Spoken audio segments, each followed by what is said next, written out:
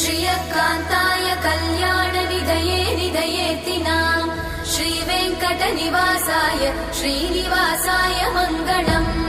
लक्ष्मी सविभ्रमालोक सुभ्रूविभ्रमचक्षुषे चक्षुषे सर्वलोकानां वेङ्कटेशाय मङ्गलम् श्रीवेङ्कटाद्रिशृङ्गाग्रमङ्गलाभरणाङ्गये